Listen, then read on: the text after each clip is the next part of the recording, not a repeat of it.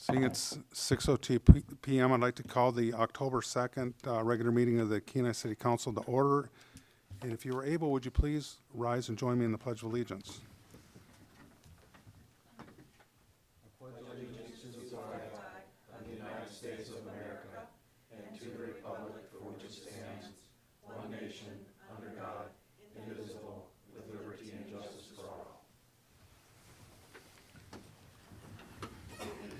I'd like to welcome everybody here this evening. Clerk, please call the roll. Mayor Gabriel. Here. Councilmember Malloy. Here. Vice Mayor Navarre. Here. Councilmember Nackstedt. Here. Councilmember Petty.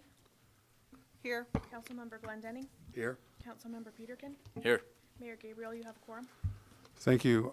Agenda, or council, before we get to agenda approval, I'd like to call your attention to a laydown you should have in front of you with requested revisions to the agenda packet. Action, add item D1, ordinance number 3083-2019 amendment memo requested by the city clerk.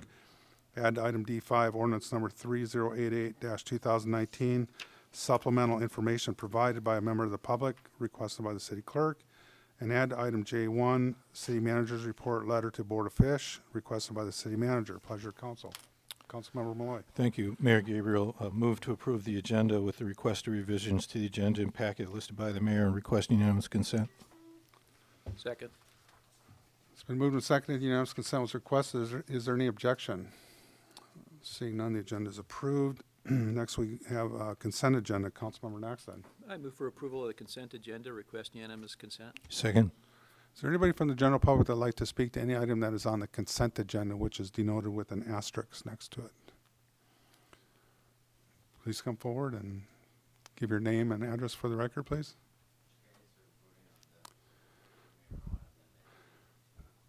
That's actually, we'll get to that as part of the public hearing portion. This is just for things that are on the consent agenda.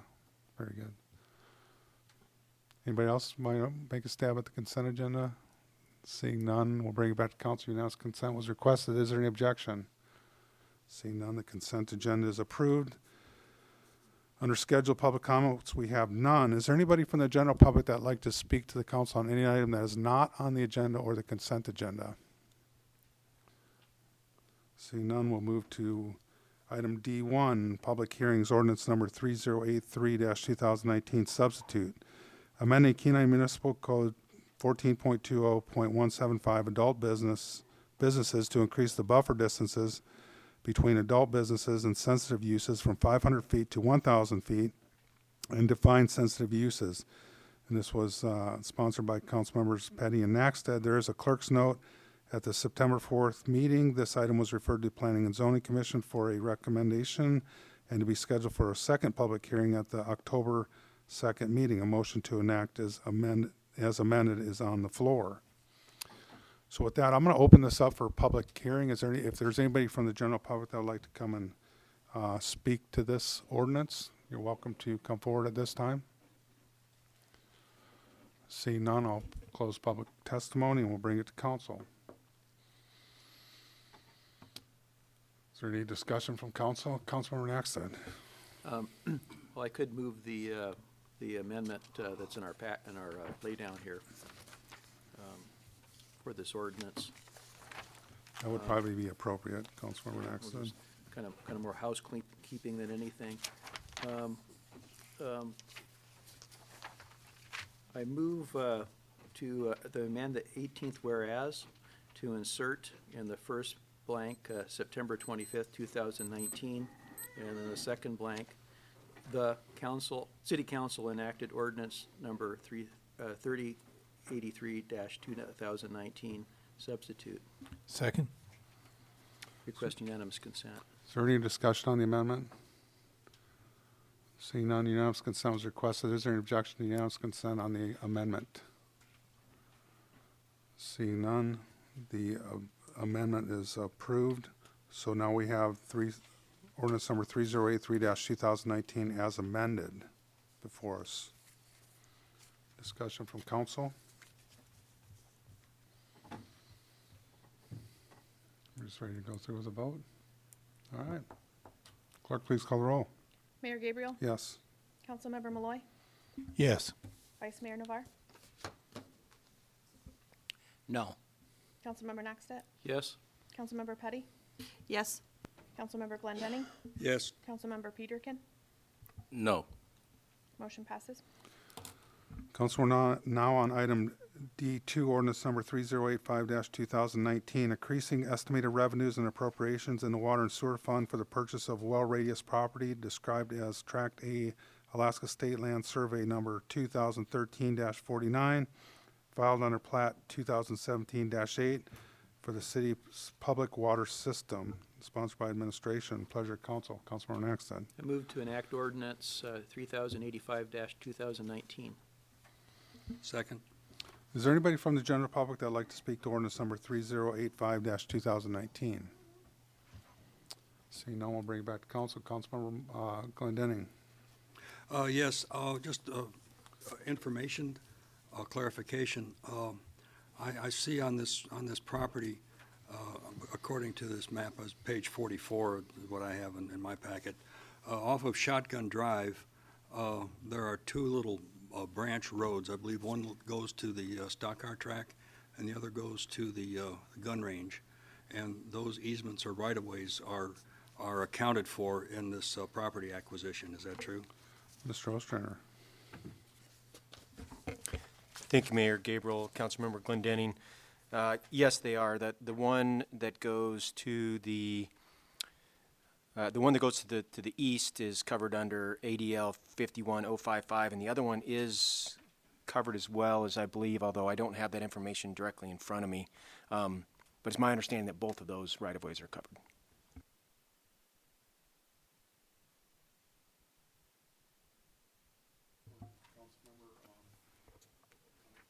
Yeah,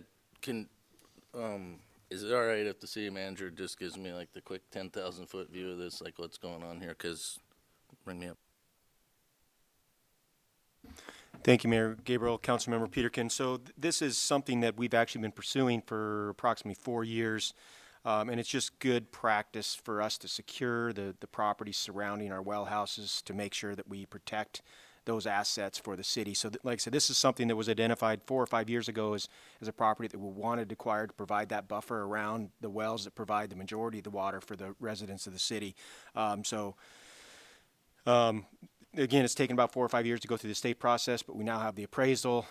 It's highly recommended from the former administration and the current Public Works Director and myself to make this happen. So this will protect those well houses into perpetuity. Just to follow up, is the gun club or the race car, anybody like opposed to this, or is everyone kind of in agreement here? Mr. Ostrander. Thank you, Mayor Gabriel. Councilmember Peterkin, I have not heard anything from either of them with concerns with this acquisition. Thank you.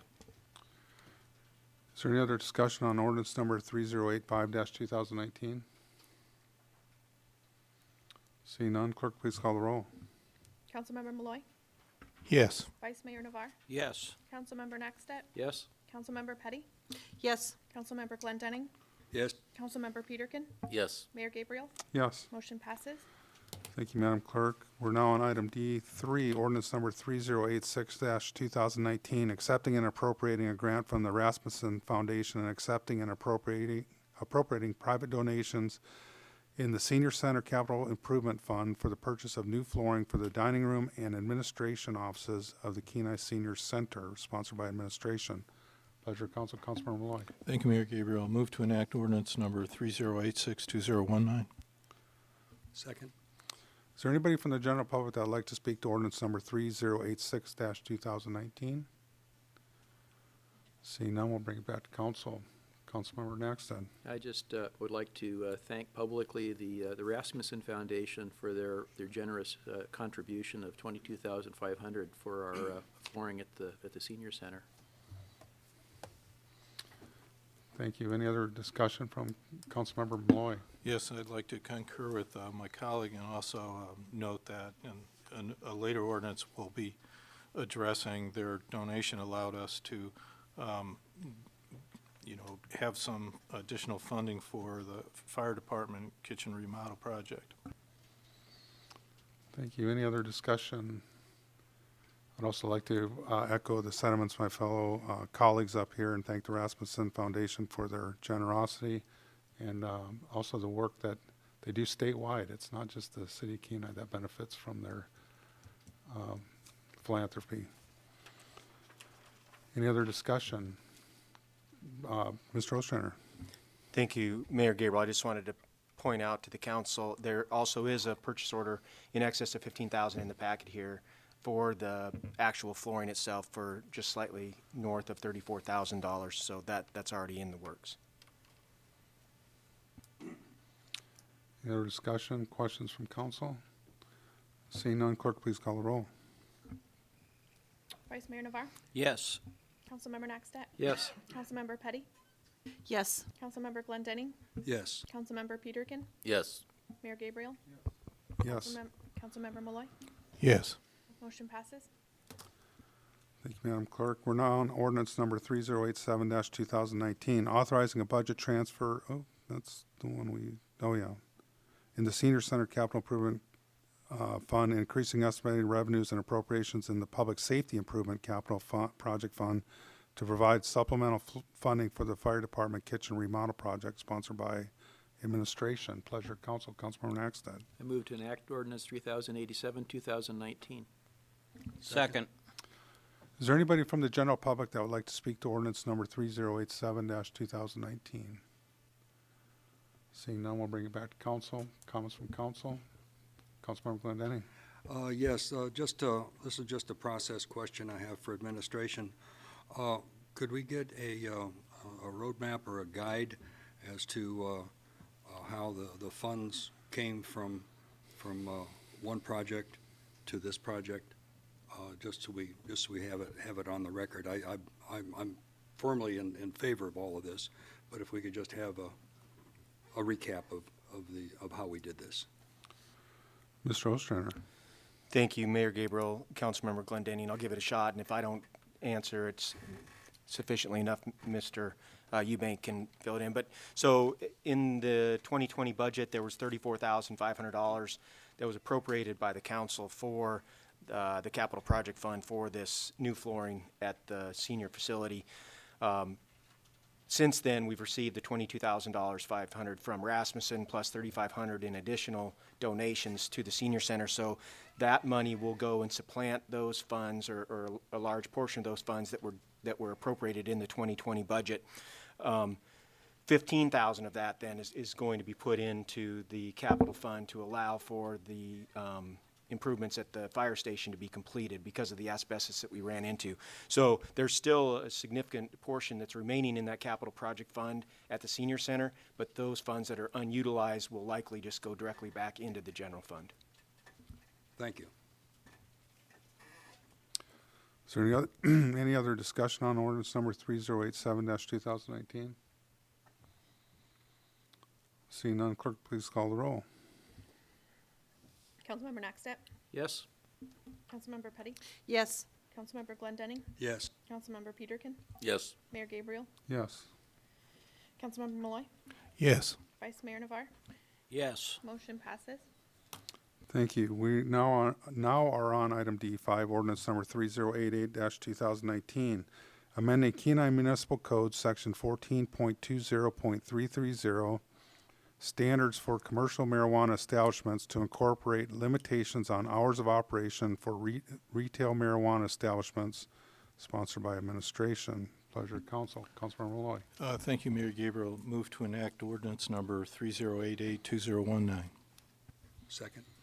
Is there anybody from the general public that would like to speak to ordinance number 3088-2019? I think this was the one you wanted to speak to, so.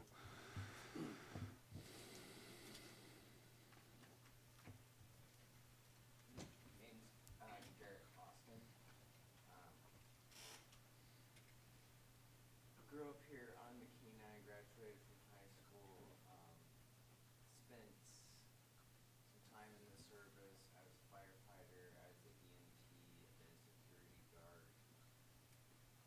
I would say that I consider myself having put forth into communities and consider myself, caring for the welfare of the community, and I would say, I have not seen marijuana be a problem drug in the communities that have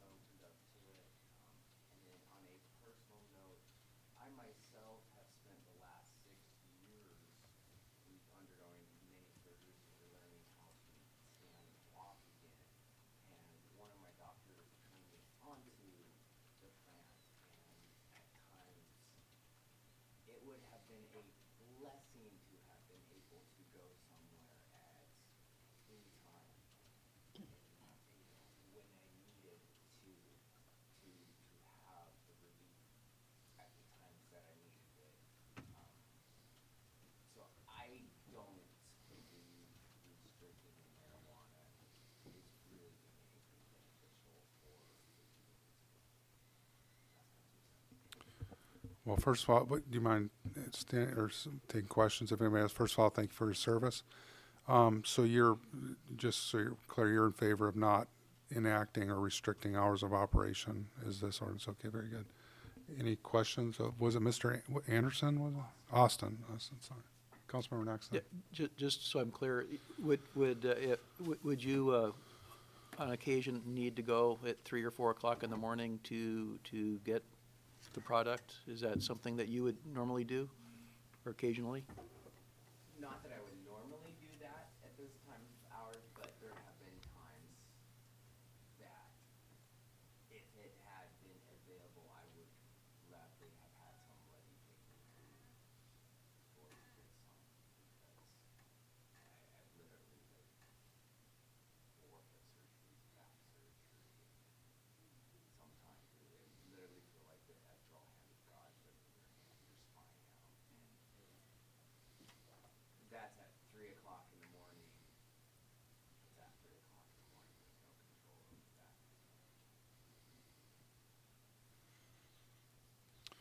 Any other questions of Mr. Austin? Councilmember Peterkin. I'd just like to thank you for coming in and sharing that, because I hadn't even considered that really. And appreciate you coming in, and thank you for serving our country. Any other questions of Mr. Austin? Thank you. Is there anybody else from the general public that would like to speak to ordinance number 3088-2019? Mr. Isaacs. Ron Isaac, 620 Cedar Drive, E9. Yeah, I'm just here. I guess you probably got the letters of opposition in the packet, which only took me about 2 days. When I was in there, everybody wanted to sign it. I mean, everybody did. But they said you got one thing wrong. Planning and zoning, it should have been the bars shutting down, not the marijuana establishments at 2 a.m. But here I want to go over a few things. You know, we have no impact on the neighborhoods around us at all. They really don't. We're right on the highway, and it doesn't. And now on the operation of adjoining cities.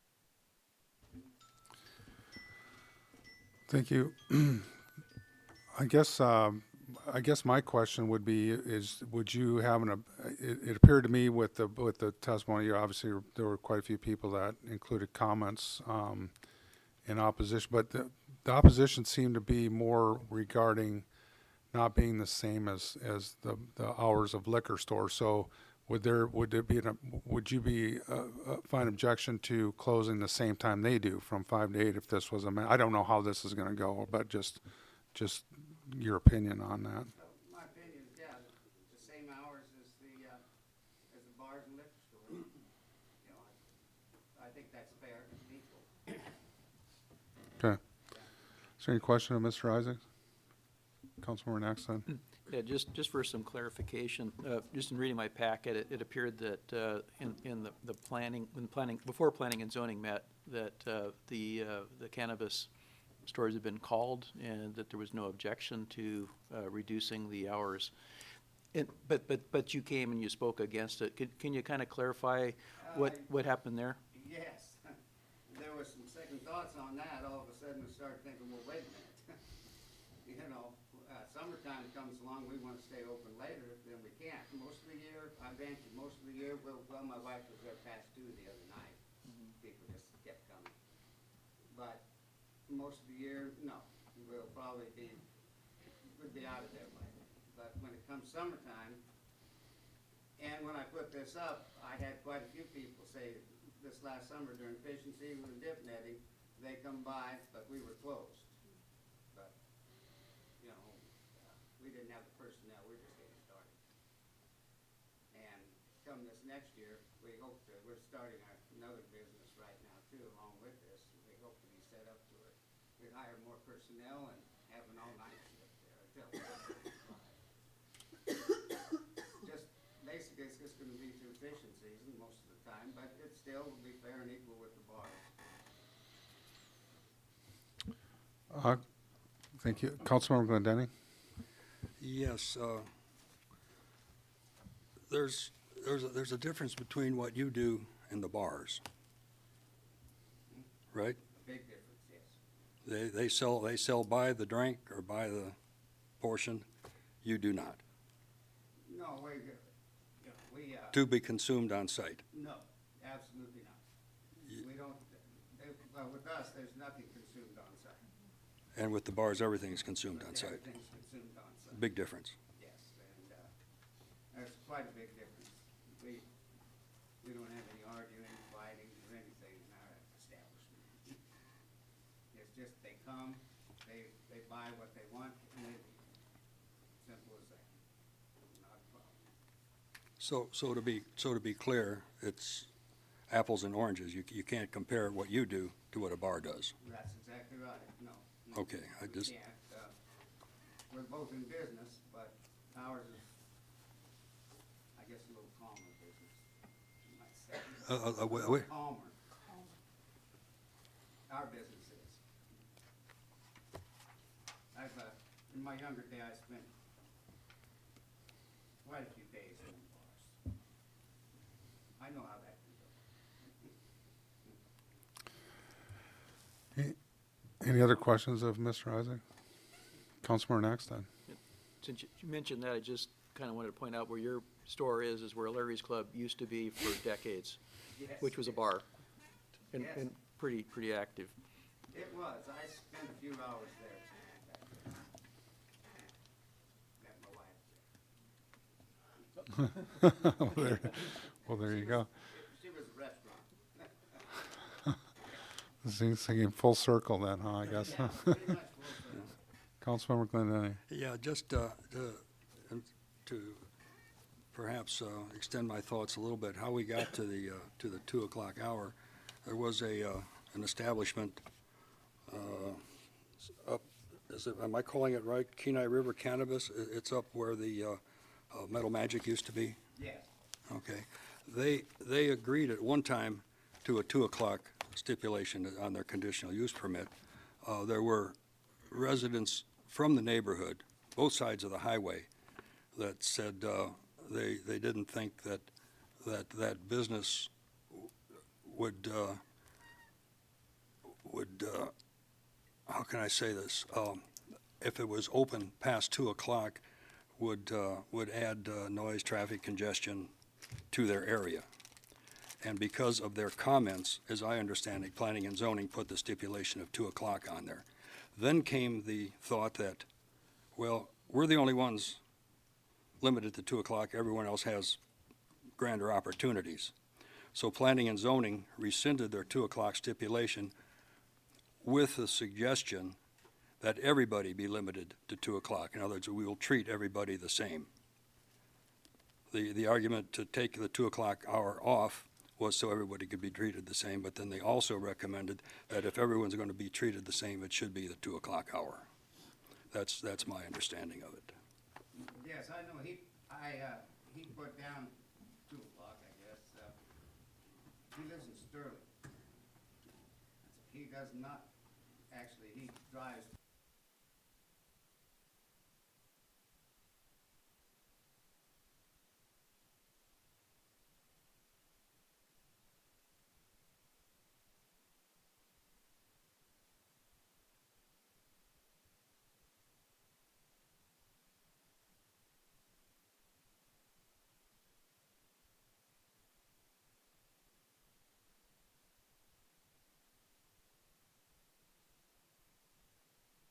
There's a difference. Well, they, And you agreed to that. there are a lot.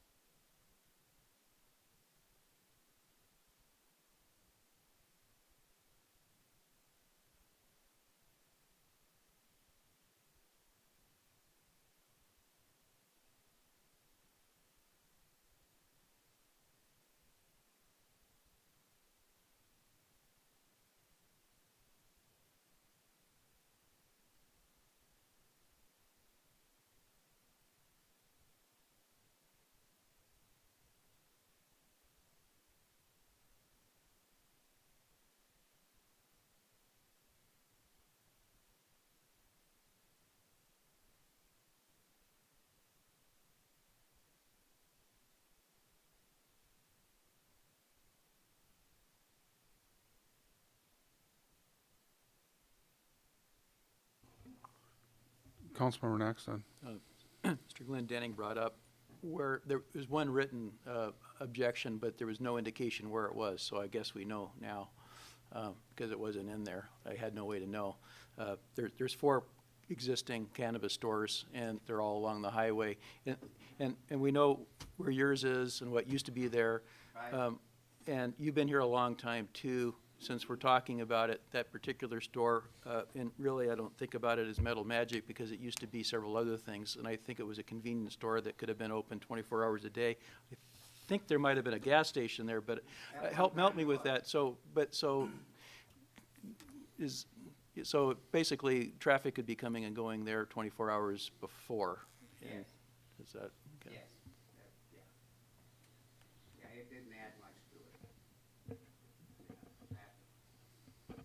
So you're saying that basically, compared to what it really used to be, there might be less traffic? Yes. Okay. Any other questions of Mr. Isaac? So and maybe I didn't recall this from my packet, but as Mr. Naxton had pointed out, with what our city planner reached out to talk to the commercial marijuana businesses to kind of get their input, and there didn't seem to be a large objection to this. Are they right now? Is everybody consistently the same hours right now, or I'm presuming you would know what your competition, their closing hours are. Yeah, right now, most of them at this time of the year anywhere around midnight. And it just depends, I guess, on the business. Some of them open earlier. We open at 10. But, and then my wife goes to 12, and then if people are still coming, she just stays open. And if somebody calls her, like this gentleman back here, if they're in pain or something, where we have a lot of CBD, THC, when she's at home, she'll get up and go down and open up for them. But, which, quite a few people that are in pain, if this helps. So, Okay. and they Thank did you. talk to my wife, and that's also about this, and she said, oh, well, I probably won't stay open that late, but that's what you got to thinking. No, next summer we will. And there's times, like I said, that we will open up for people. She's done that more than once. Okay. Thank you, Mr. Isaacs. Yep. Appreciate it.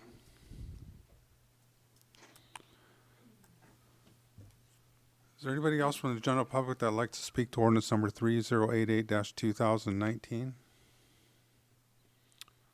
See none, we'll close public testimony and bring it to council. Comments from council, deliberation? Councilmember Malloy. Thank you, Mayor Gabriel, and I appreciate the comments from Mr. Austin and Mr. Isaacs, who's been very consistent. And note there's maybe 85 to 90 comments in the packet in opposition to it that Mr. Isaacs was able to put together to send to us.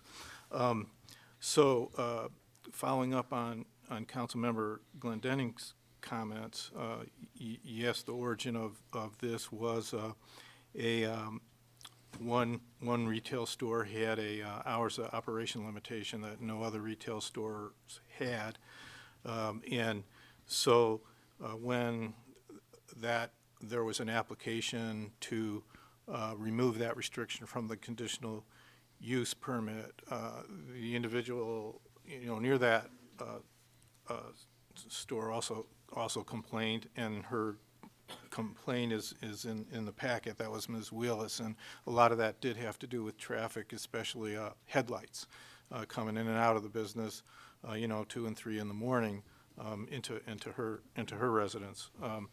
And so they recommended that if there was going to be a restriction other than the state restriction, which is 5 a.m. to 8 a.m., that it be consistent, and they had staff did some investigation of facts that we've talked about, and they had a public hearing, and they recommended the ordinance where it be restricted for hours of 2 a.m. to 8 a.m. And part of their rationale had to do with the hours up till 5 a.m. were not really compatible with the surrounding uses of the neighborhood. That was part of the rationale for that, and that setting the hours to 2 to being close to 2 to 8 a.m. was consistent with what was in the borough regulation, and so it wouldn't put businesses in the city of Kenai at an unfair advantage. And so that's how we got to where this is here today. And I support the ordinance. I would consider an amendment to the ordinance where the retail stores could be open 5 to 8 during July for the dipnet fishery. That I've heard what Mr. Isaacs said, and I think that might be a reasonable a reasonable situation also. So that's how this came to where it's at. I don't think it's really an unreasonably restricts business. We heard at a previous meeting comments from Mr. Tunseth about that it doesn't fit his business plan. He wouldn't be open after. So there's a difference among the retail owners. Thank you. Yeah, it was kind of running through my mind as a seasonal restriction, but Councilman Glendenning.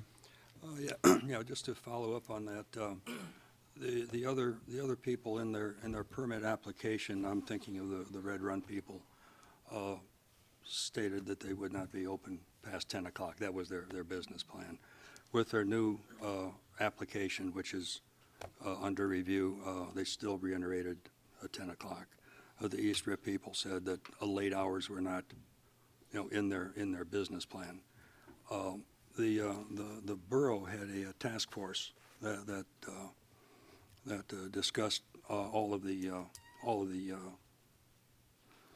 various times that they thought that maybe they could be open.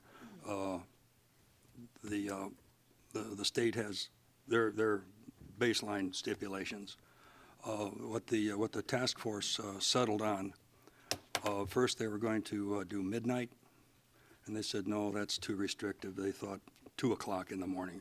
I attended many meetings and read a little bit of the notes. Assemblyman Long, who was on the task force at the time, he's out of Seward, suggested 2 o'clock would be a very reasonable approach for setting closing hours. What that would do is that would set a known time for the businesses. There was at that time concern that because it was a cash business, having cash around way late, early in the morning, would be a temptation for mischief. And also the idea that after 2 in the morning and before the time that the state allowed to be open, that was a time typically where, and many of these establishments were proposed to be in rural or semi-residential areas, would be a good approach for at least giving the traffic pattern in those areas some respite. So it was with a lot of consideration, thought, testimony from members of our community across the borough that the 2 o'clock hour was decided as a reasonable and not too constrictive setting of hours. And it's in here if we want to go through all their minutes and motions. But anyway, I'm supporting the 2 o'clock. If someone wants to talk about a summertime stipulation for the fishermen or whatnot, I'm open to that. I do note that when we're talking this summer about our PU fishery, the Coast Guardman was here, and he was very adamant that this material shouldn't be on the boats. And also, I believe our PU fishery has some time constraints on that. Also, if someone's going to how can we say establish their supplies for the day, they would probably get it before 2 o'clock, and they can't be open till 8 in the morning. So by that time they're on the fishing grounds. So I'm again, without belaboring too much, in favor of the 2 o'clock hour. Thank you. Thank you, Councilmember Glendenning. Vice Mayor Navarro. Thank you. First thing, I'm glad it came before us because I learned that even though we have the 5 a.m. to 8 a.m. right now, we don't enforce it. We would just call the state and say these people are out of violation. So I'm in favor of this ordinance, except for I would amend it from 5 a.m. to 8 a.m. so that we do have it in our code from 5 a.m. to 8 a.m. And we would enforce it that way, or could, without having to call the state and say these people are in violation. And the reason I say that is, you can go back and get all the testimony from different ordinances and issues that have been raised. And you have to go back and look at all the misinterpretation and people thinking. It's just like you're hearing today, like if you're not open, they're not going to have any place to buy, or they didn't buy it at 10 o'clock the night before so that they can be out on the fishing grounds or whatever. It's not like we're protecting anybody or businesses necessarily, that their employees or whatever, if they have their rules and their procedures that they need to follow. And people have to make their decisions where they work and what's allowed and what's not allowed. And as you heard in testimony, that the bars, and even tonight, that they're nowhere the same thing. You don't get to go on site and consume it. And yet somehow, after all these years, even when the liquor license in the bars could have been changed to 2 a.m., we left them at 5 a.m. We let the businesses run themselves and let them make their decisions in their best interest. And if problems arise where the city has to make a change because they're not policing themselves or dealing with it and it's creating more of a problem, then that's when government comes in and says, okay, we need to adjust this. But when you have bars and you allow them to still stay open till 5 a.m. and you've heard testimony, they're more of an issue and a problem, and of the real, and some of the retail marijuana stores are getting kind of put in the same box that somehow when you come to that establishment that you're under the influence and that you can't deal. Where that might be more true in a bar, but not necessarily everybody that comes there, because they might be there picking up somebody. But regardless, is after all these years in this city, when there was a lot of pressure to change to 2 a.m. on the bars and everything else, I find it very hard that we're now having to feel like we have to shut them down at 2 a.m. and not let them run their business. You know, there are people that do work a night shift. Not everybody works day shifts. There are night shift people. And their nights are their days, and where other people's days are their nights. And until I see a problem with how the operation is going and that it creates a problem for the health welfare of our city's citizens, and we do have a number of people testifying tonight, in written form. But I just ask you all to just rethink this, but put it in code, because I didn't like the idea that we wouldn't enforce it. We would just send a notice to the state. So I'm glad it's before us, but I'm for, and I'll be moving an amendment to make it from 5 a.m. to 8 a.m. And I think we should try that. I don't think we should treat them any different than the bars and the liquor stores. Matter of fact, as far as I'm concerned, the retail, it's just like if you were Walmart, you can stay open 24 hours. To me, that's all that retail store is a retail store, and it's that business plan that people have to decide, do I stay open or do I close? Is there enough business or not?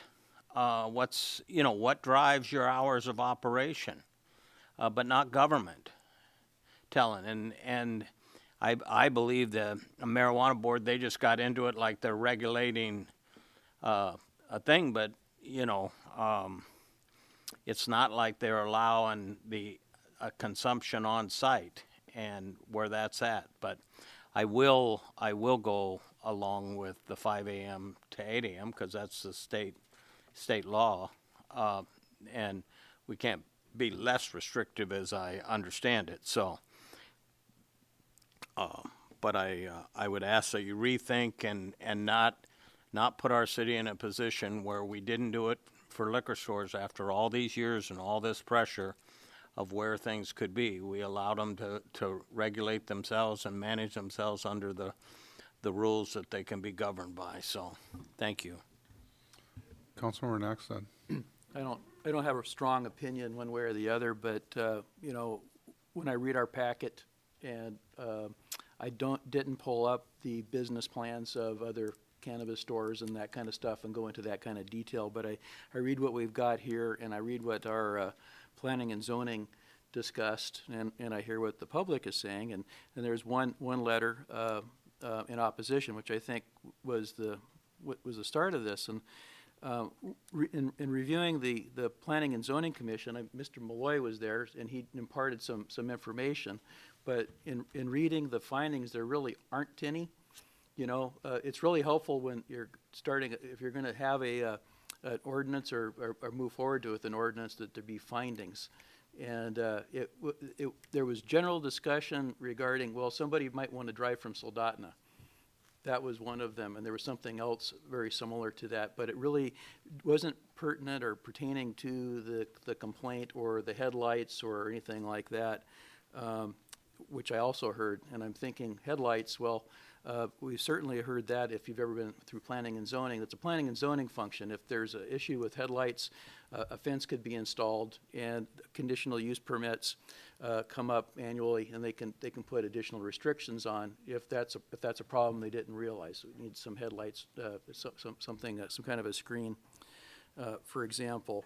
I also heard the term in Kenai we would have an unfair advantage if these stores are open longer, and I think, in fact, they would have an advantage. I'm not sure that anybody has explained or defined what the unfair advantage is if a store is open an hour longer in Kenai than it is in Soldotna. Matter of fact, I want businesses in Kenai to have an advantage, and if we can do that and do it reasonably, that's a good thing. It certainly isn't unfair. I asked administration to include in our packet a map that shows where all of the stores are currently, and it was something that I was fairly aware of, but it's sort of here in the record. And there's 4 now, and perhaps a fifth coming. And to the east, there's Red Run Cannabis, and that store was a convenience store, liquor store, gas station, traffic all day long. I buy gas there any time of day I wanted, or night, and or anything else in the store. And it was very busy. East Rip is right in the middle of a commercial zone. There's no residences there, any of that. Majestic Gardens, we've already talked about that, and Larry's Club, all of that, and it's kind of industrial or not residential right there. Kenai River Cannabis farther to the west and out to the north, which was, actually another a service station, a gas station, and convenience store. A very busy place, I think more busy than it is now. And then the other one that's being contemplated, I think, is at the Old Moose Lodge there, potentially. And but there again, that's the kind of business that operated there before. So I'm not saying that there's an unfair advantage. I think that there's all these places are along the highway. There's highway noises. There's highway lights. Traffic coming in. That can be. The headlights can be blocked. It's night here over half the time anyway. It's dark. Even during the hours that, if we were to reduce the hours, there'd be still headlights, and headlights shining through somebody's window. And so how do you stop that? Well, it kind of goes back to planning and zoning. Not that they didn't do their job, but maybe that's something they can correct down the road. So just going through the process here, I don't see a real strong reason to change the hours from what they are, but I think Mr. Navarre has a good point that we can't just go call the state and hope that they come in and enforce it. And I think that that's something that we need to put on the books, is what those hours are. So perhaps what they are is what the state is requesting or requiring. So with that. Councilmember Malloy. Sure, thank you. My recollection of the discussion regarding unfair advantage was that not that Kenai was at an unfair advantage, but that 2 o'clock would not put our businesses at a disadvantage because that was the borough rule. That was what they were concerned about. The planning and zoning was concerned about the businesses in Kenai not being at a disadvantage to the surrounding municipalities. And they look at Soldotna closed at midnight and the borough at 2 a.m. So that would equalize, being at 2 a.m. would equalize Kenai with Nikiski. So that was really what the discussion was.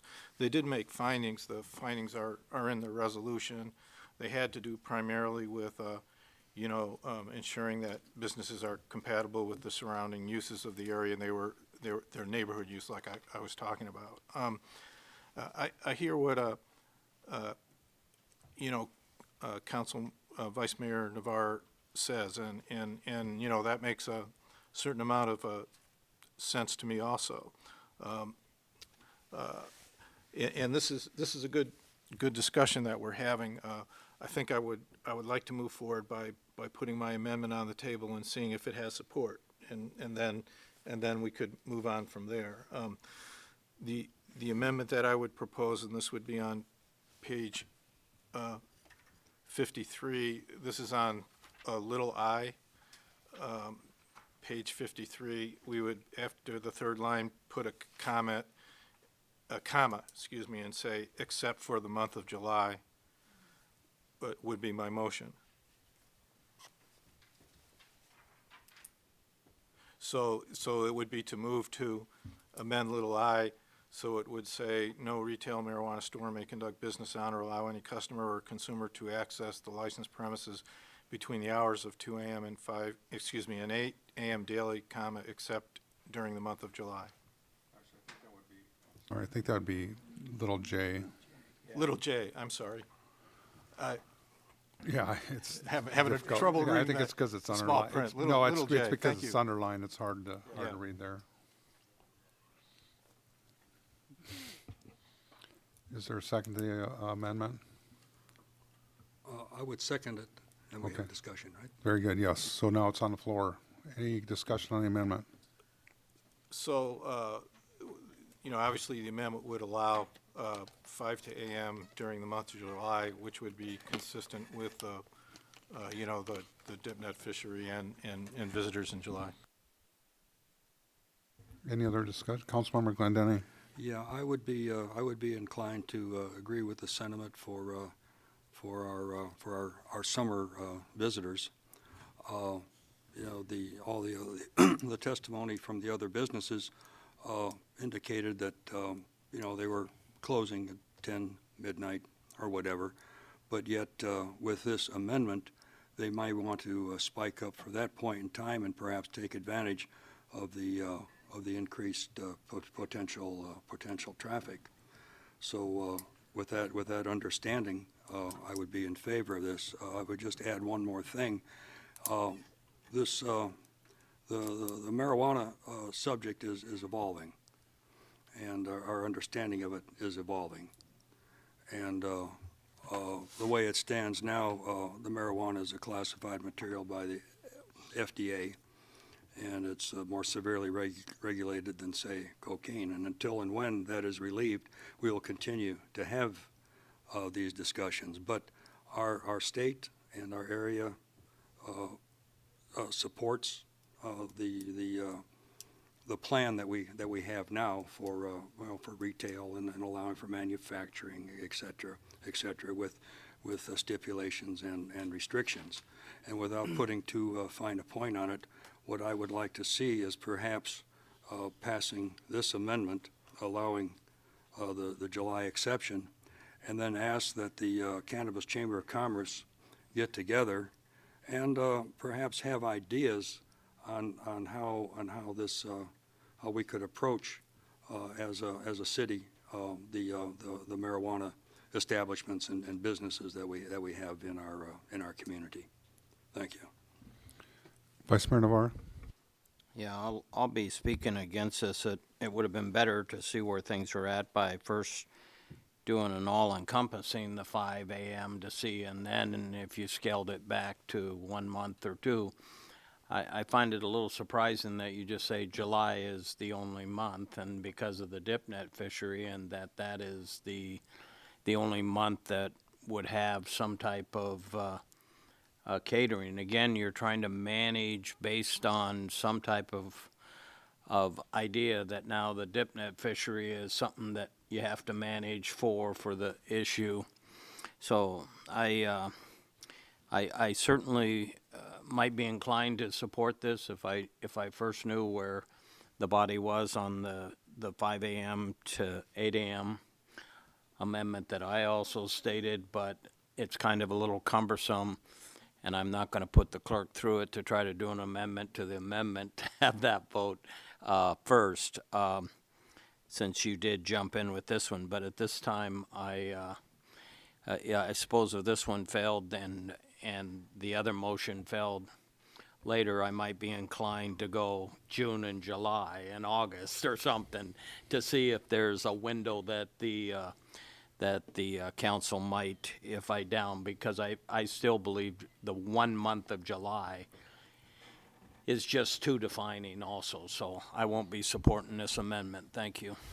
Well, yeah, and I was kind of running through my mind as if it was, you know, summer times or more, and I guess I'm kind of with Councilmember Nax that I you know, I'm a little bit indifferent to this somewhat, and other than the fact I do want to see business opportunity within the city of Kenai would be my main reason for support, is to see the increased business. If you said, to your point, is saying, well, if we went June, July, and August, that's a time when there's a lot more activity earlier in the morning. Things are out there, not just related to our dip net fishery, but also king fishery, maybe saltwater fisheries, but other activities, hiking, you know, throughout the peninsula. The second part of it is that, you know, you're probably going to eliminate a part of the, it's kind of a compromise, but you're also going to eliminate maybe some of the headlight issues because we got so much more daylight that time of year. And also sort of a, you know, stick your toe in the water type of scenario to see how it works and maybe expand beyond that later. But those are just a few thoughts that are running through my mind. I don't think we've heard from Councilmember Peterkin. He had I'll his light pass on the for- gavel back. Oh, I'm sorry. I got a little bit long-winded there. So Councilmember Peterkin. Yeah, I got two things. I'd like to, I don't know who I'd ask it to, maybe legal or Mr. Malloy. So in that month of July, would then it be from 5 to 8 or just open 24? Because I think we have to become in compliance with the state at some point here. Oh, so it'd be a 5 to 8? Yeah, that's required by Okay, state law. okay. So, We so just haven't put it in our rules or whatever yet. Okay. So, just, if I may, point of order for, in advice from the parliamentarian. So if this motion fails, would that mean a seasonal motion couldn't be made? You know, for July? Ms. Hines? Thank you, Mayor Gabriel. I don't think that it would be seasonal. It has to be, you can't make substantially the same motion. So if there was so would that preclude a motion for June, July, and August if this motion failed, without this motion being amending? I don't think that's substantially the same. It's I not mean, substantially the I don't think it's same. substantially the same. Yeah, Okay. yeah. So just to be clear, if we voted this down, we could then consider July, very good, June, July, August. Councilman Glendenning. Yes, just to reiterate what I said before, I think there's a flavor on the council for a July. Also, if you recall, my ask is that the vendors, the cannabis community, perhaps come to us and make suggestions as to what they consider a season is, and perhaps we could be guided by that. Right now, we're just trying to flounder around here and perhaps think is July good? Well, maybe how about the 3rd of June? No, I think we're overrunning our headlights on this. I would suggest we start with July, and see what the cannabis community has to say. Maybe they can come before us and make a presentation and say, this is how we view our business opportunity within the city. And would you consider these suggestions? Perhaps there'll be things that we have not even thought of. Councilmember Petty.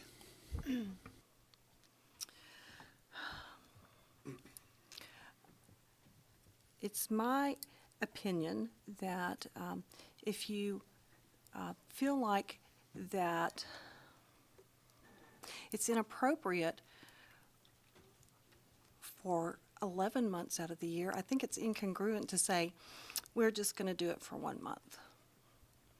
And to use the rationale and thought process that one individual in our community had a challenge with the headlights, and they used that as an excuse to limit this retail establishment, I find that a bit incongruent as well.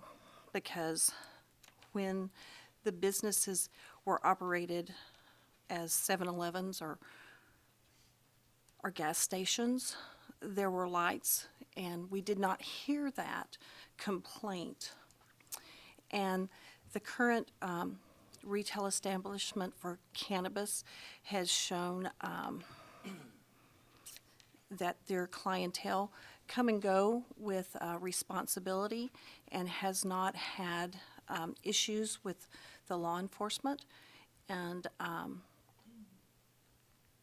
so I am not in agreement with putting limitation on their hours, and would be in favor of having hours that was stipulated by the state until there was readily available evidence that it was a challenge for our community. And so I am in opposition for only having the hours for the month of July, or for having seasonal hours. I would be in favor of having the hours of operation for the retail establishment, for the cannabis community, under the guidelines of the state. And I would be in favor of a motion stating and having it in an ordinance form so that our law enforcement officials would have the authority to implement those and not have to call upon state law enforcement, so that we could use local law enforcement for the hours between 5 a.m. and 8. Thank you. Councilmember Naxton. I'm in agreement with Ms. Petty. That was my thought too, is if it's good for 1 month or 2 months, but it's not good for the other months, and it kind of, it seems like we're trying to solve a problem that doesn't exist. I don't see a problem. We have a letter from an individual, and I appreciate that. It would be nice if she was here to explain it, but in reading it, it appears that all I can do is interpret it, and my interpretation of it is that she probably is generally does not appreciate marijuana. It could be somebody that doesn't appreciate alcohol also, if it was a liquor store or bar there too. That was what I got out of that. But I think the problem that we do have is that it's not in our code. And that we need to be able to enforce it. And I think Mr. Glendenning was looking for flavor. My flavor would be to concur with what Mr. Navarre stated earlier in making the state requirement our requirement. So that's all I have. So we have an amendment, which we're discussing on the floor, whether to allow to just restrict the hours for the entire year except for the month of July. So if they're through with the discussion on that, let's go ahead and call roll, and then we can move on. If everybody's okay with that. Clerk, please call the roll. Councilmember Glendenning? Yes. Councilmember Peterkin? No. Mayor Gabriel? Yes. Councilmember Malloy? Yes.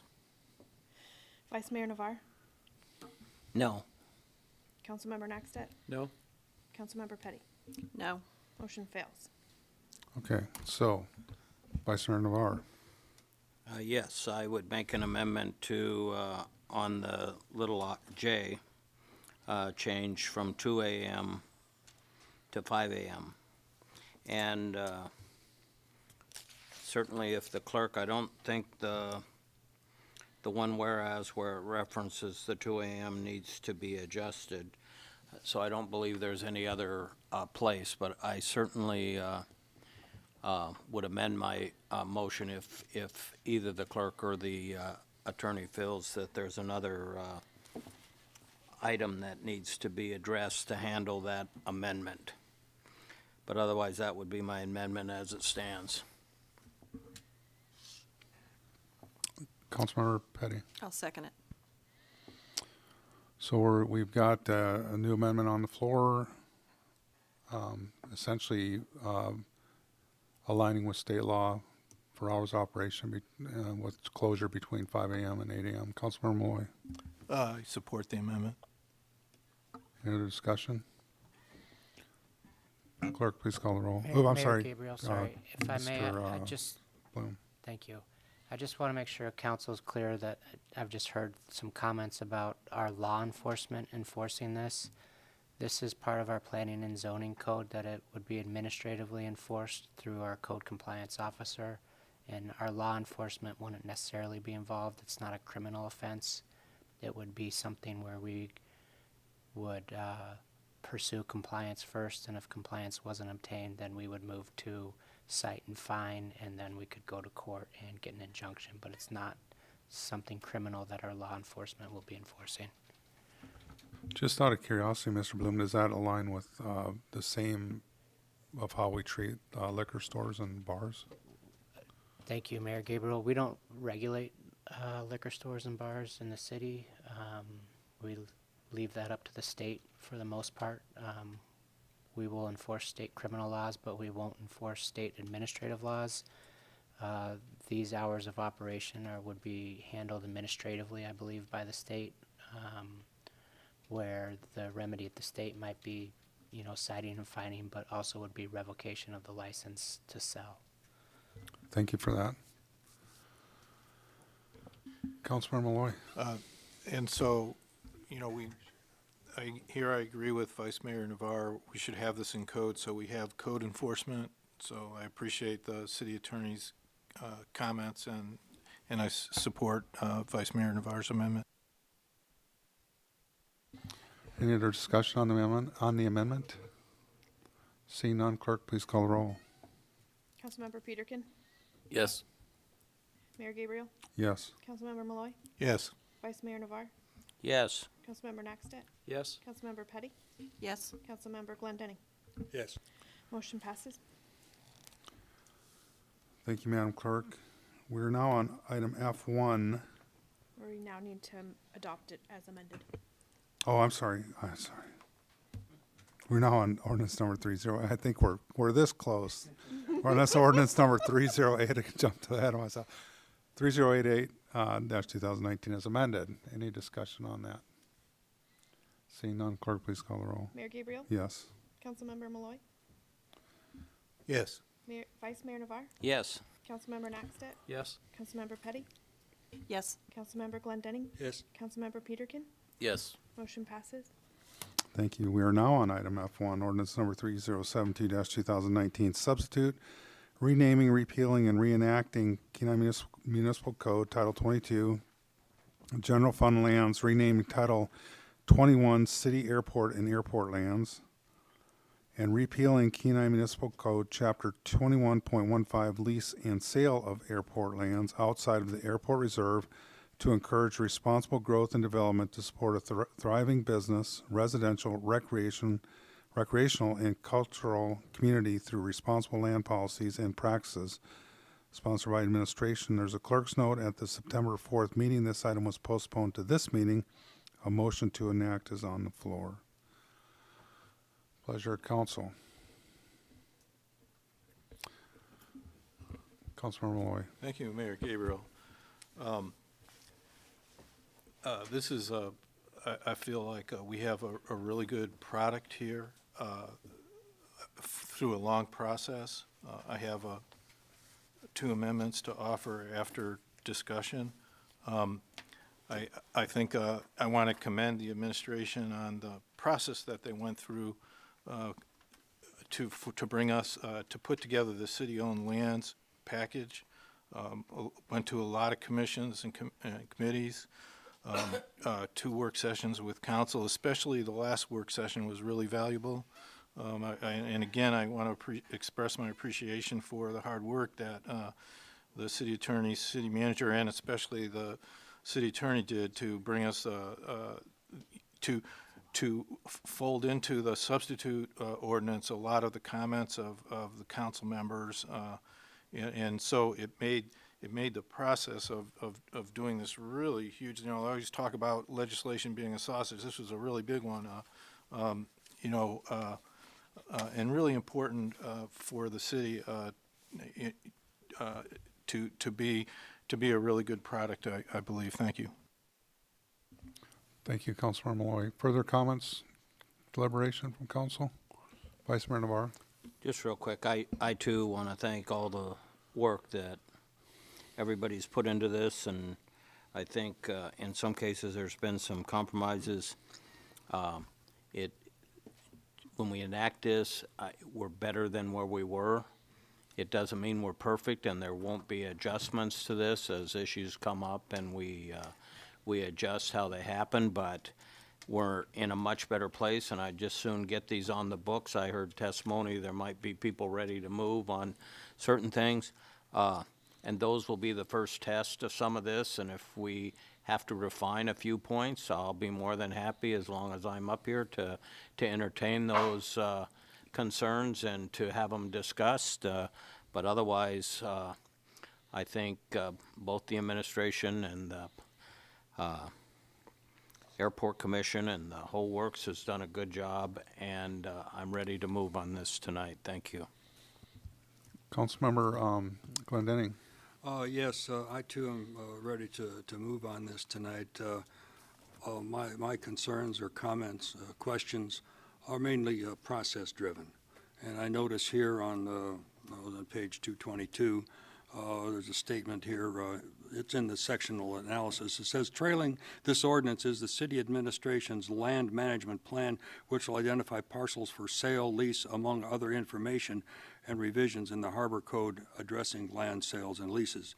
And my questions and concerns can be addressed with process. I believe we've worked long and hard on this, and I'm time for me to move forward with it. Thank you. Thank you. Any further? Councilmember Malloy. Thank you.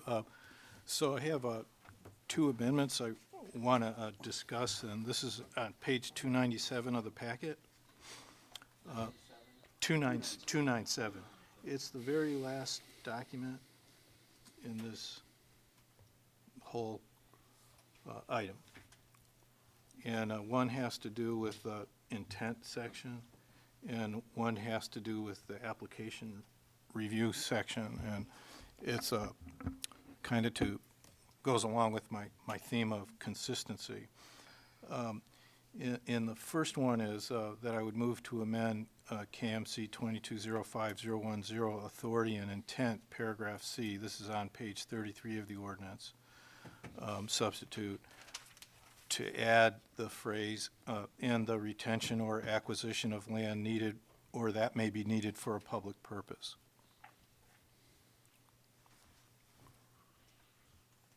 I'll second for discussion. Okay, can you run me through that one more time? Sure. Where this is at? So I would read. I'll read. What page number is it? It's page the ordinance paragraph that I'm talking about is on page 33 of the substitute ordinance. Okay. Okay, and so the amendment would make C read, it is in the intent of this chapter to provide land policies and practices that encourage responsible growth and development to support a thriving business, residential, recreational, and cultural community, comma, and the retention or acquisition of land needed or that may be needed for a public purpose. And what that does is include in the intent, you know, things that like we did earlier this evening with ordinance 3085209, where we approve the appropriation of money to purchase property. So we're acquiring it to add, you know, buffer for our well water system. And there's other sections in the chapter that we're adopting that talk about that. Like KMC, like the section where we talk about determination as to need for a public purpose, and there's a section on acquisition of real property for a public purpose, which is what we just did. So all this does is add to the statement of intent for the chapter a recognition of what council's responsibility is for determination of what lands should be retained for a public purpose and what are not. And as Council Member Glendenning brought up, that's something that's going to be coming down the pike later as part of the land use policy, where we'll be looking at individual parcels, and there'll be recommendations about that, and some we already know, that we want them retained for a public purpose and stuff. So that's the intent behind this. Thank you. Councilmember, or Vice Mayor Navarro. Thank you. I'll be speaking against the amendment this was some of the clarification that I could have raised a lot of issues. I think to add additional language to some of this to address potentially some issues out there, I would rather, now once the council gets past both the inside the reserve and outside the reserve land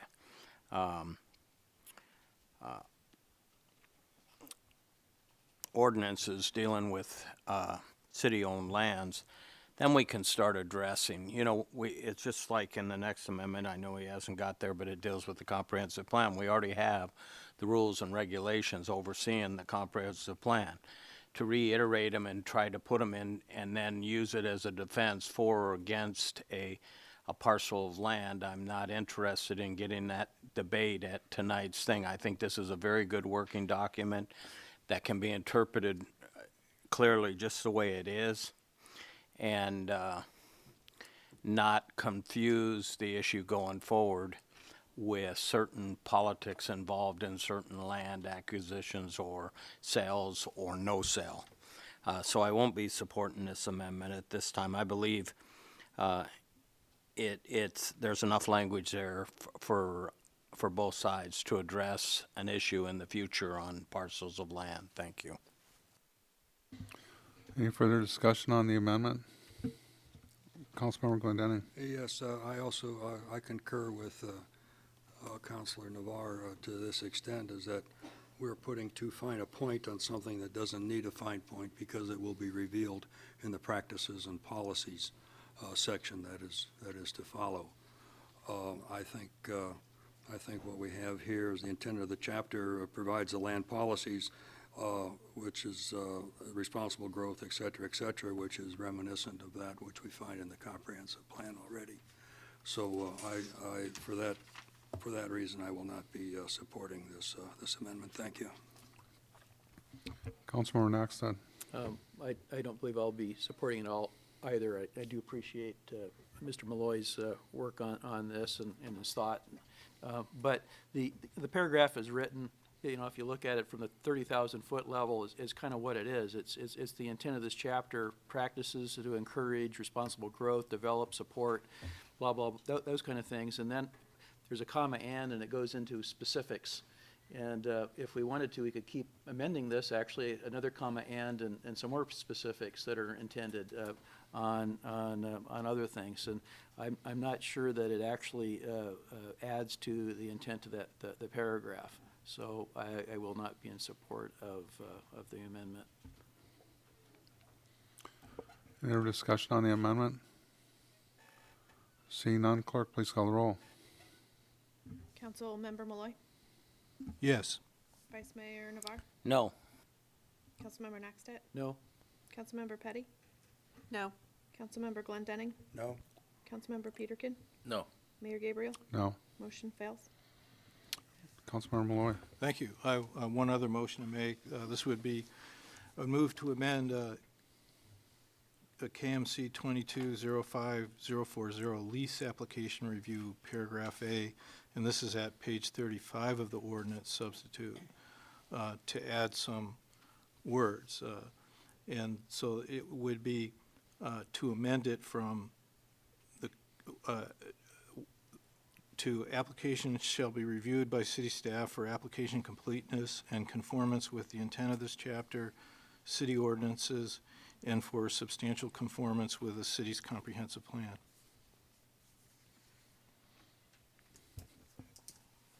Is there a second? I'll second it for discussion. Councilmember Malloy. Thank you. So again, the intent of this is to have some consistency and also directions to staff. Currently, all it says is that for a lease application, staff just reviews for completeness and conformance with city ordinances. But, in their review, like they do regularly for planning and zoning, they can review for substantial conformance with the city's comprehensive plan, and also for the intent of the chapter. And where that comes from is, part of our findings is we're to find that the lease application is in conformance with the intent of this chapter, so it would be good to get, a recommendation from that would include that in their review. And then also, there's another ordinance that we're enacting tonight on utilization, which says that leased land shall be utilized in conformance with the ordinance of the city and in substantial conformance with the comprehensive plan. So that's in code, so we're saying your lease that you're utilizing has to be that. So all this is doing is saying that staff will will review for those items, and so that will be in their recommendation to council. So that's the reason for it. Thank you. Councilmember Naxton. In reading through the process of how this works, the city staff and primarily the city manager will review it for completeness and conformance with ordinances. And then, once she decides that it does, it goes to planning and zoning. And they do all that other stuff. And that is really their job as far as the comprehensive plan and our planner and all of that. So I'm not sure that the city manager should be doing that job. And substantial conformance, and I think you also used the word substantial compliance. So verbally you did. Yeah, maybe that was not your intent, but I'm not sure. It could just say conformance, but substantial makes me take pause, as well as substantial. So I think that the process it will go through the planning and zoning after the city manager before it comes back to the council. So all that will be vetted within the process that is laid out. Councilmember Malloy. Sure. I thought I said substantial conformance. If I didn't, that was the intent of my motion. If I need to, because that's what the code says. The proposed code that we're adopting says for lease utilization that it's to be in substantial conformance with the comprehensive plan, not compliance. And I apologize. In your discussion, you Yeah, I said, think it was the discussion In the part of it. discussion Yeah, part. I think Okay. the amendment. Then I misspoke. Yeah, the proposed amendment was conformance, so. If I'm happy you're that an my. attorney, sir. No, and this wouldn't make the city manager do that himself. It's city staff that does that. So that would be, I agree that would be part of the review that goes to the Planning and Zoning Commission. That should be part of the review. So that's all that this amendment is attempting to do. Thank you. Any further discussion on the amendment? Councilmember Glendenning. Yes, the way the process works is, of course, it goes through planning and zoning, and part of their protocol is addressing the comprehensive plan and calling out the sections of the comprehensive plan that apply to the subject matter before them. So, in my view, this is a redundant attempt to find a point on something that is already established in practice and policy. Thank you. Any further discussion? Seeing, hearing none, clerk, please call the roll. Vice Mayor Navarre, No. Councilmember Naxtat, No.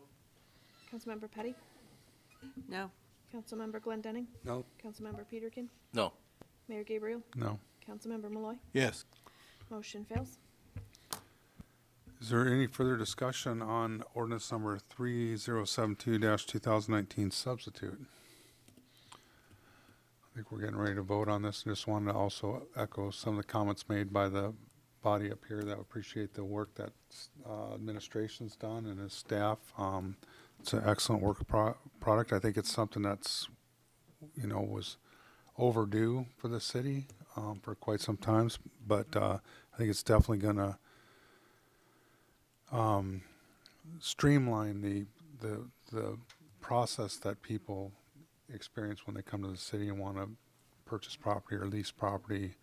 And in effect, the domino effect of that is hopefully, more business and economic growth, which is the intent, and in a responsible way. So appreciate all the hard work that was put into this, and I just want to say I think it's a great work product. Any other discussion? Clerk, please call the roll. Councilmember Naxtet, Yes. Councilmember Petty, Yes, Councilmember Glendenning, Yes. Councilmember Peterkin, Yes. Mayor Gabriel, Yes. Councilmember Malloy, Yes. Vice Mayor Navarre. Yes. Motion passes. Thank you. How are we doing, council? We want to keep plodding along here?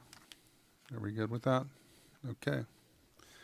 We're now on item F2, resolution number 2019-58, amending its comprehensive schedule of rates, charges, and fees to incorporate changes to application fees for lands outside of the airport reserve, requested by administration.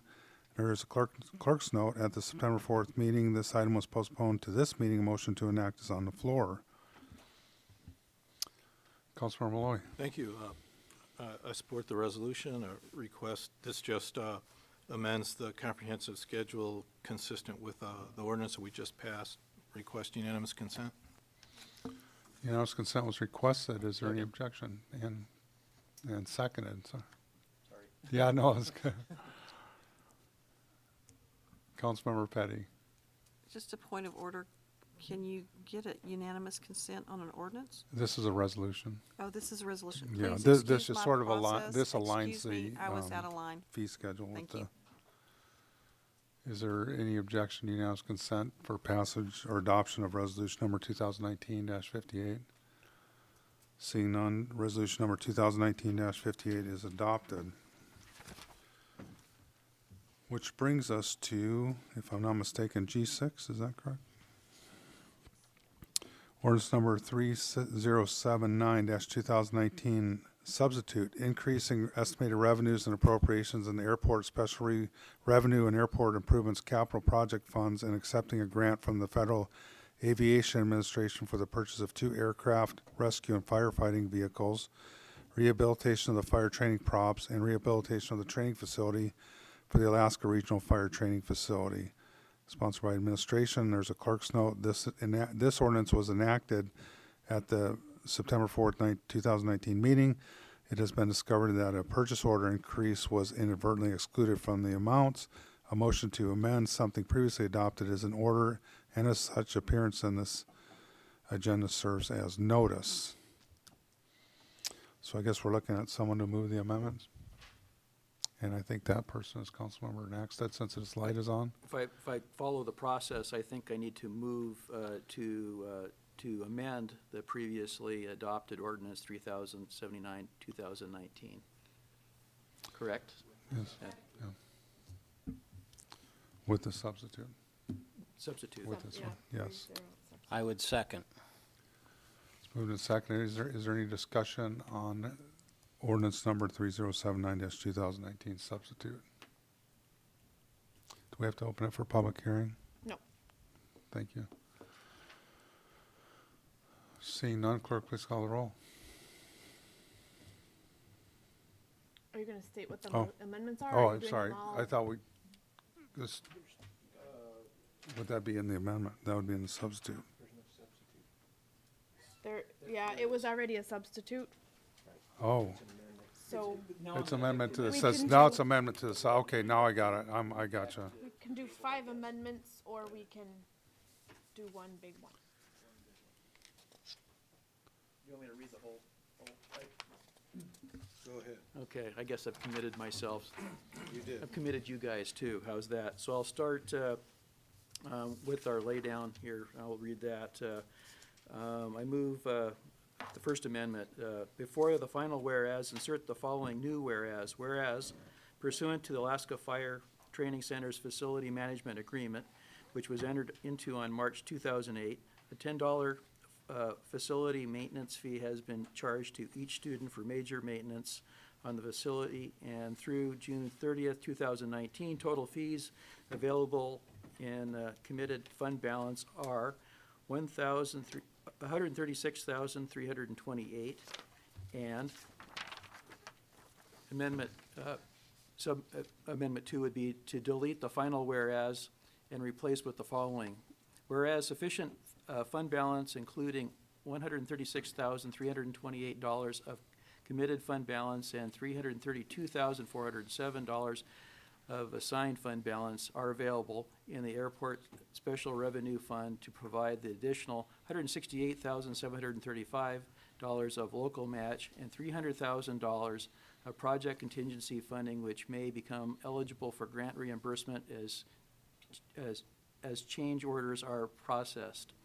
Amendment 3, amending Section 2 by deleting appropriation of fund balance of $468,735.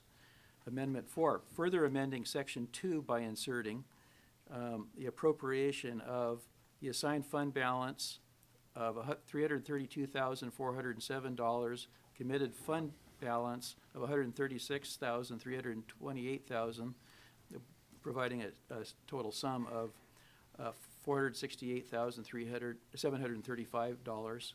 And Amendment 5, amending Section 3 by the following: amend $2,168,000, $2,113,755, and $5,866,755 to $2,344,500, $2,290,255, and $6,239,755 respectively. Second.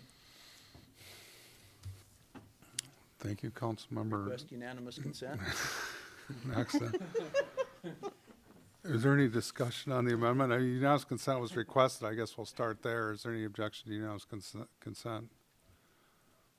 Seeing none, the amendments are approved. So now we're on ordinance number 3079, 2019, substitute as amended. No, right? we just did it all as one. Okay, so that's, we can do It's that. We don't have to previously- we don't have to revote Nope. on the overall You're amending a amended previously subs. Thank you. Okay. Thank you, Councilmember Nexton. Appreciate that. Now on item F7, action approval supporting the draft environmental impact statement for the Alaska LNG project and approving comments to be submitted on behalf of the city of Kenai to the Federal Environmental Regulatory Commission, sponsored by administration. So you'll notice in your packet that there is a letter along with comments that were generated by our planning department, I believe, Mr. Ostrander, who did a review of the EIS, the draft EIS for the city. So just open up for discussion and action approval. Any discussion on the item? Vice Mayor Navarro. Yes, I would move that the city sends this letter to the Federal Energy Regulatory Commission as written. And I would like all of us to sign on to this document, and also in the very first paragraph where it says the city of Kenai, I would like it to say unanimously supports. But those are, that's my motion, is to support this as written with those changes, with the signatory and that unanimous. I'll second that. That's been seconded, or it's been moved and seconded. Was there unanimous consent requested? Yes, that's what I thought. Is there any objection to unanimous consent? Yeah, I'd make unanimous consent if it wasn't. Very good. Any objection? See no objection, unanimous consent, then those changes are approved. Did you catch that, Ms. Hines? Okay. And just so council's aware, I did, FERC had staff here, I can't remember exact day it was just before I went on vacation, that out at Nikiski, that were soliciting public comments, and I did testify on behalf of the city in support of this project. And with the statement during my testimony that our planning department was working on our comments to the draft EIS that would be forthcoming. So thank you for the work you've done on that, Ms. Appleby. Mr. Ostrander. Thank you, Mayor Gabriel. So comments on the draft EIS are due tomorrow. And if we're going to get all council members to sign on it, likely would have to be done tonight. I have it. I can print it. So we can get that prepared tonight still? Okay, all right. I was just making sure. Thank It you. looks like we're all here just to make sure everybody sticks around to make sure they sign it. No one jet out the door before you sign it. So I don't believe there's any other action required on this item. Is there any, Councilmember Peterkin? No, I just flew down before the meeting here and was visiting with Lisa Parker, and she had told me there was some opposition to this, and it's important that we do this. So I just wanted to share that, because she did say it's very important, this support is. So, thanks.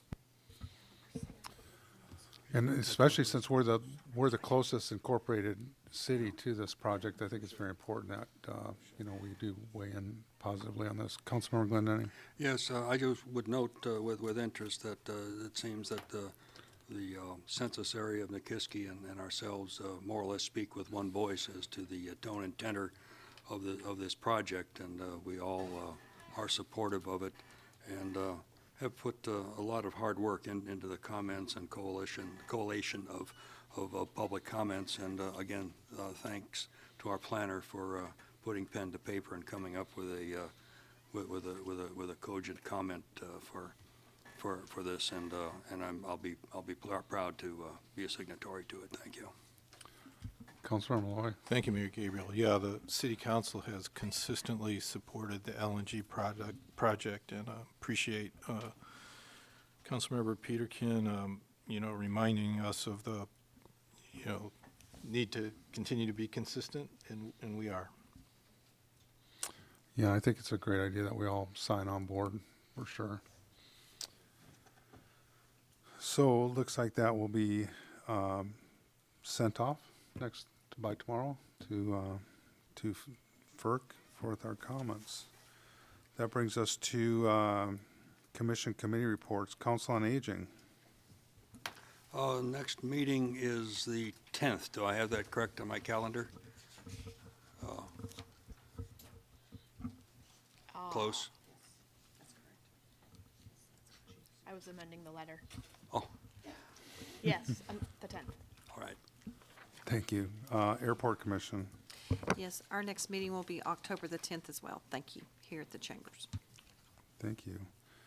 Harbor Commission. I'll have to confer to Mr. The 11th is I believe, unless it's, every time I've said it was then, it's been changed, so November 12th. that's when it'll be. And I haven't made one in quite a while, only because of scheduling and nothing because of I didn't want to be there. I'm excited to attend the next one, and I should make the 12th. It's all right, I got it. Mr. Clendenning seems to do a good job filling in for me. Thank you, Jim. Parks and Recreation Commission. Parks and Recs meet here tomorrow night at 6. Very good. Planning and Zoning Commission. Thank you, Mayor Gabriel. Planning and Zoning Commission met on September 25th. They had a public hearing on a resolution, and this was an application for a conditional use permit to operate a gunsmithing business. This was by Mr. Ronald Carlson on Princess Street, following up on the amendment to code that we did.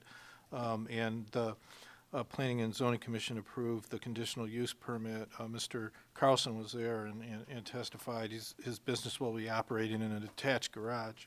There'll be a fence and a gate,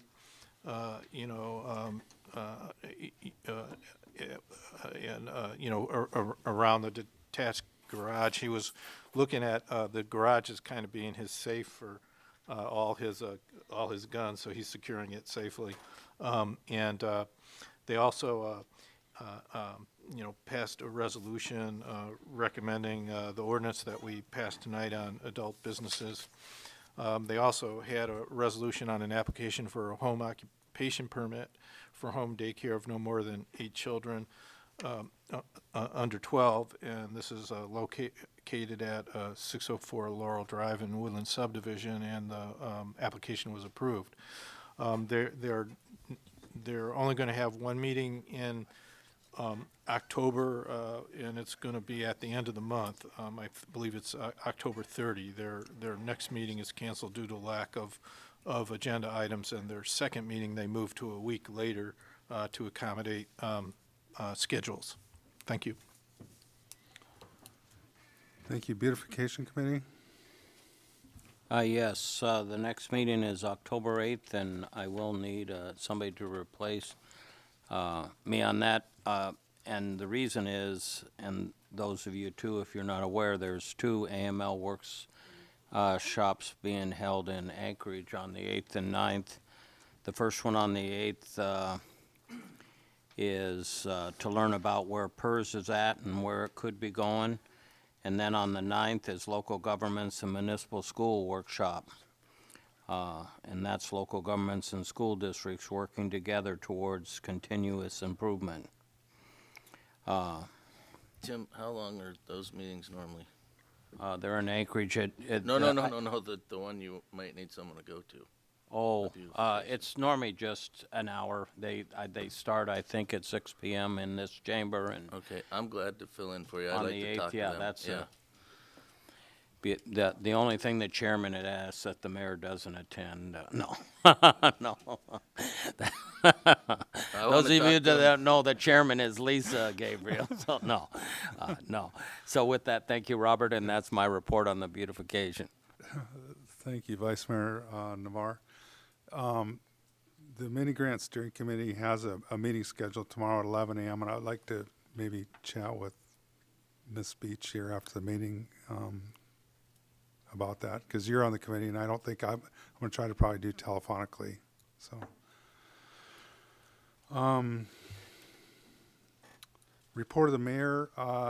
As I said earlier, I did go out to North Kenai and testify in support of the AKLNG project to the FERC staff. And on 9/14, there was a Saturday there that there was the folks that did a little work party over at the dog park, and I did go over with attended that and did help clear some more brush out and kind of get that cleaned up a little bit more than what we had, and quite a work party over there. Everybody worked real hard and got a bunch of the brush cleared, some of the clearing done, and want to thank the Parks and Rec staff for the efforts that they put forward in accomplishing that. And other than that, I have a new baby, a grandson who was born. Mom and baby are doing great. Good-looking kid. I don't know where he gets it from. Certainly not from me. Is he a But, left winger or a white? Yeah, right like winger? you say, Lisa. That's right. Yeah, there's definitely. I think he's going to be left. I think that's going to be. Hopefully, that's it. His dad's a hockey player, so anyway, all that went great. And I wanted to just say I appreciate Vice Mayor Navarre stepping in and filling in for me. We felt important to be down there for the baby and helping out with its first week and a half of life, and he's doing great. So I wanted to just share that news. And with that, I'll move to. Before we get to that, I'd like to congratulate Councilmember Glendenny and Councilmember Petty on their reelection to the body, and also like to thank all the other folks that put their names in the hat and ran for other various seats at the municipal level. We've got sounds like we're gonna have some new borough assembly members and some new school board members, and congratulations to the candidates that won, but also to the folks that didn't win, but still, put forth the effort to be a part of the process. It's always very important. So I got that. Congratulations. Look forward to another term with you folks. With that, I'll turn over to administration report. City Manager, Mr. Ostrander. Thank you, Mayor Gabriel. Just a couple things tonight. On the 24th of September, Christine Cunningham and I went to our monthly chamber meeting.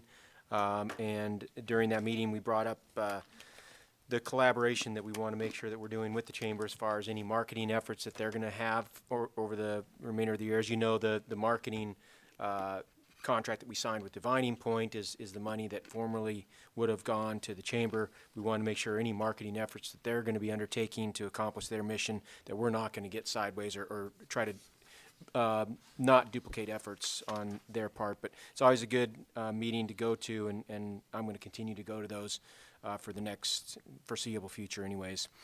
Also on the 24th, both Vice Mayor Navarre and I presented to the Advisory Board on Alcoholism and Drug Abuse and the Alaska Mental Health Board at their public board meeting. I'm sure Vice Mayor Navarre will mention that during his report, but I thought that it went very well, and they do a lot of good work for the state, and it was good to be there and participate in a part of that. In your laydown, I provided an update, and actually, this is from the surplus auction that just was completed yesterday. Code requires that I provide a summary to the council within 30 days of the completion of that. So I just provided as a laydown tonight. You can see that we did generate revenues of over $157,000 for these items, and they are surplus to our needs, so it was very successful.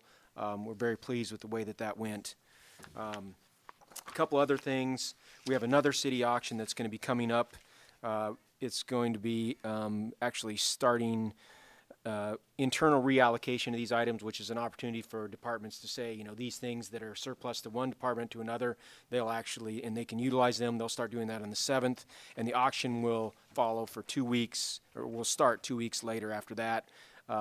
So all through October, we'll be having another auction for other surplus items, not as large as what we saw in this other surplus auction that just completed. We're also just now starting the city land lease renegotiations appraisal RFP. That's where all of the leases in the city, every 5 years, we have to reappraise those. We have 41 parcels that need to be appraised, and that will go out on October 7th. We are participating in Startup Week again. November 16th is going to be Policy with a Pint at the Main Street Tap and Grill. Last year was a great event. We're going to do that again. So let's see, actually, that is November 19th at 6 p.m., excuse me. So November 19th at 6 p.m. is a Policy with a Pint. And the Kenai Silver Salmon Derby concluded this year. Mike Maddox was the overall winner. We had 90 tickets sold, which is more than last year, not as many as 2 years prior. But overall, considering how tough the silver fishing was, we felt it was successful. And again, Mike Maddox was the overall winner. I believe he won $1,192 for the winning fish, so I'm sure he's a happy guy. And Mary Jo Joyner is having a retirement potluck Thursday, October 31st, 11 to 1 here at City Council. Really going to miss her when she leaves the city, but we're going to throw a potluck on Thursday, and council members certainly welcome to come to that. Again, October 31st, Halloween, 11 to 1. Ms. Hines, could you send out an invite for that? Tis in your inbox already. It is. Oh, wow. Oh, my gosh.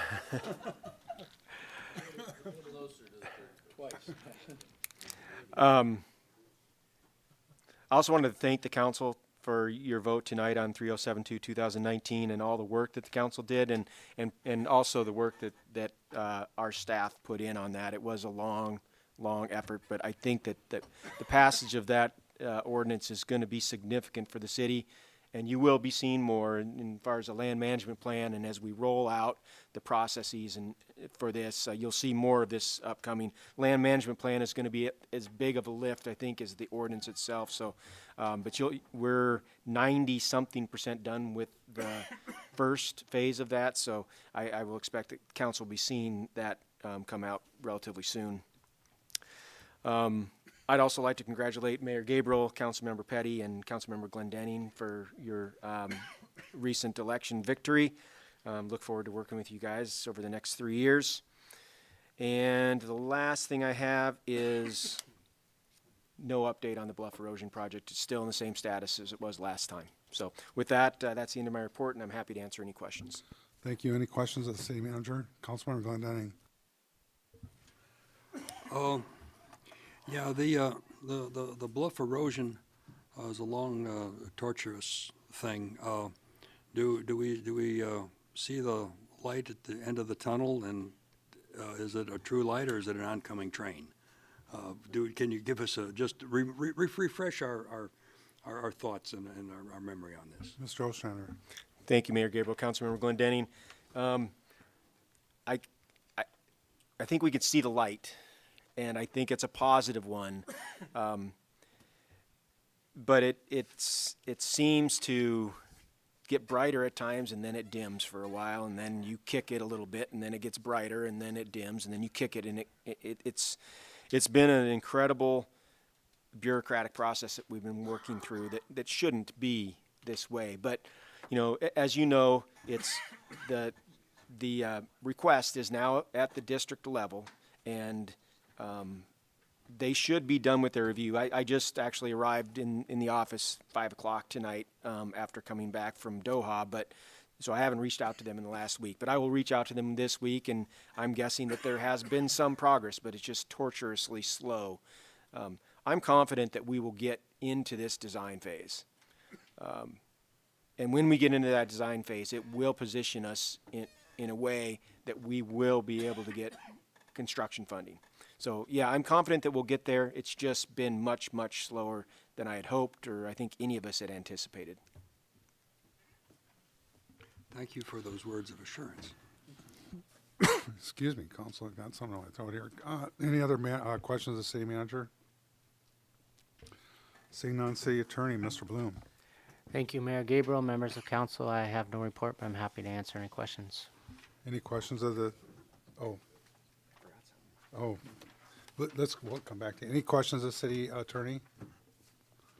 Seeing none, Mr. Ostrander. Thank you, Mr. Mayor Gabriel. I'm gonna say that's because it's 8:54 a.m. in Doha, so I'm a little punchy. Sorry, I forgot one very important thing to mention to council. In your laydown, you'll see a letter to the Board of Fish that has been prepared by Stephanie Queen, the city manager, Soldotna, and myself. Just a couple things on that letter. I actually went back and researched, and you'll see here in the letter, researched all of the other finfish boards. I think I mentioned at the last council meeting how consistently the board does rotate these meetings in all cases other than in the Upper Cook Inlet. So I think this is a pretty compelling argument, and actually was encouraged by the board itself to look at this and bring this to the board's attention. It's not something that's been brought to their attention before, and I think it's very compelling that they do this in all cases other than for the UCI. I'm very comfortable with where this letter is now. It's gone back and forth between Stephanie and I multiple times. I really was looking for a motion from council. I know you guys have been consistently supportive of this. I'm confident that you're going to be supportive of this letter as well, but I was looking for a motion from council so that I can go ahead and sign this. Stephanie can sign it, and we can submit it to the Board of Fish. Councilor Malloy. Thank you, Mayor Gabriel. Move to approve the letter to the Board of Fish that's laid down in our packet for the city manager to sign. Second. Requesting unanimous consent. Unanimous consent was requested. Is there any objection? Councilor Knoxton. Just a suggestion, since we're going to be signing, should we, I think maybe it would be stronger if we all signed that as well. Mr. Ostrander. Thank you, Mayor Gabriel. Councilmember Naxted, and I thought that might come up tonight. The city manager of City Soldotna is not going to be able to get it to her council prior to the deadline for comments. I don't believe. Jamie, you don't happen to know when their next meeting is, do you? Okay, and comments are due by the 8th. So this was just finalized actually yesterday. So from a timing perspective, it was difficult to get it in front of the council. So it might be odd if the entire council of the city of Kenai signs it and then the city manager of Soldotna signs as well. I know we're odd, but maybe we shouldn't advertise it. Vice Mayor DeVar. Sure, and I appreciate that. Maybe in the letter, but I guess if the city manager signed it, it's clear that the city is support.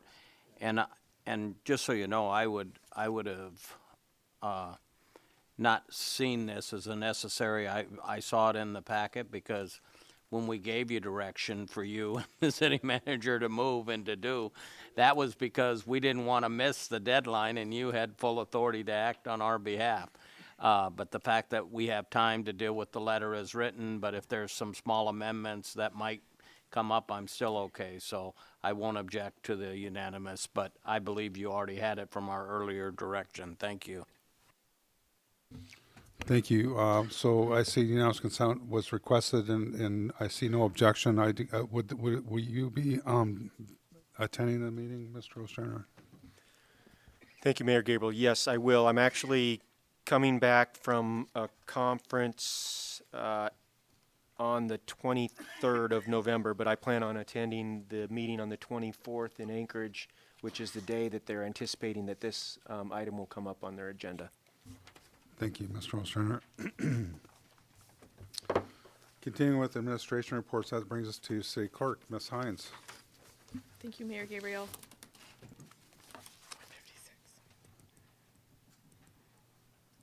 Sorry, I had to jot the time down. I just wanted to report that the proposition to eliminate the nomination petition requirement in city charter failed, and the proposition changing the terms of the mayor and council members to Monday after certification passed. And there will be an ordinance that goes along with that to amend Title I, and I'll try to get that drafted before the 16th. So it can be considered at the first meeting in November for public hearing. The Canvas Board will be meeting on October the 8th to review the results of the election and also to count the absentee and question ballots. We'll certify the election on October the 16th. And if there's no objection, I will put on a work session at 5 o'clock on October 16th to train anyone that wants to come on the different app, the Adobe PDF app that seems to be a little bit more user-friendly than iAnnotate. And I'll send out a reminder. Councilman Malloy. Just a question for the clerk. Do we already have that app on our iPads, or do we need to give them to you to add it? Oops, sorry. You do not have it on your iPads. I can do it in the meantime if you'd like to drop it by, or I can do it. I could probably do it there. It doesn't take very long. Thank you. Would iAnnotate still be available, or are we moving away from that? I will leave iAnnotate on there since all your history is on iAnnotate. Okay. Any other questions of the city clerk?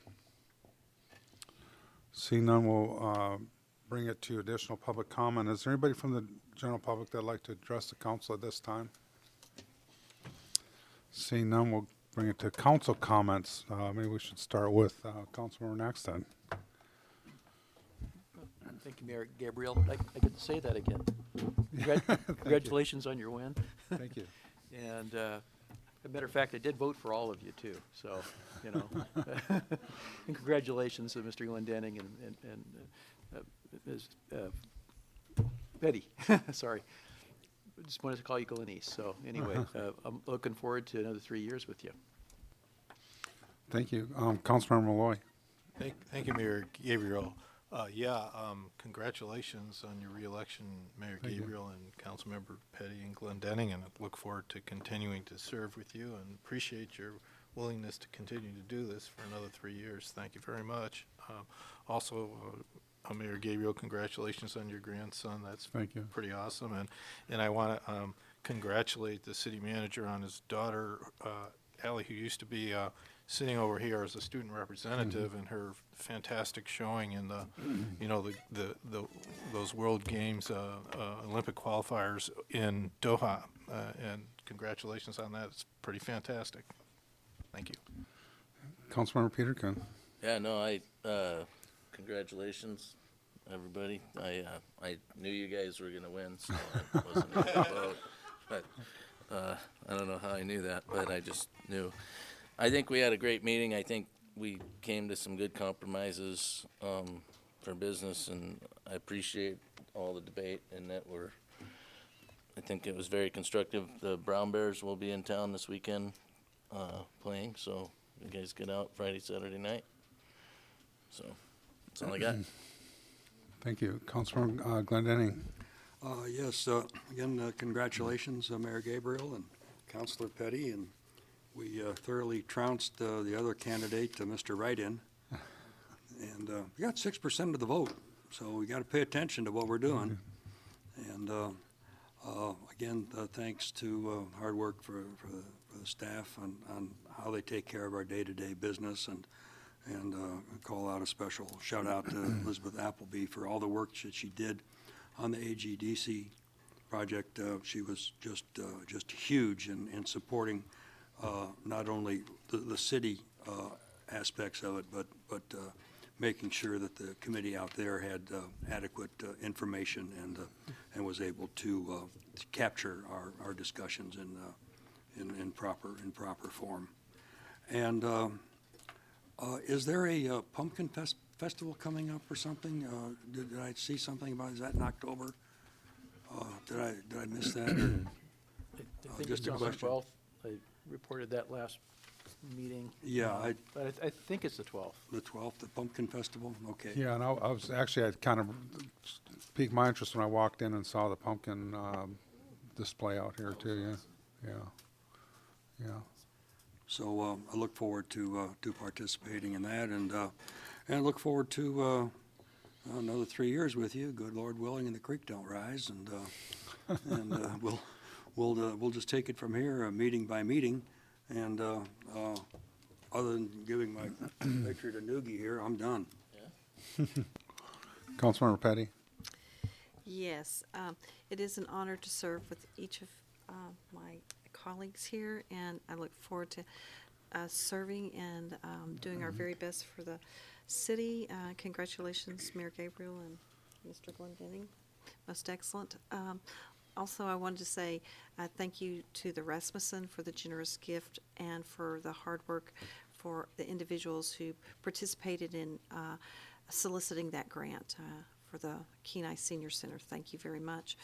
Also, First Thursday will be coming up tomorrow, and the Kenai Fine Arts Center will be having an opportunity from 5 to 7. So they always have a wonderful artistic brilliance for us all to participate, and so want to encourage y'all to be there.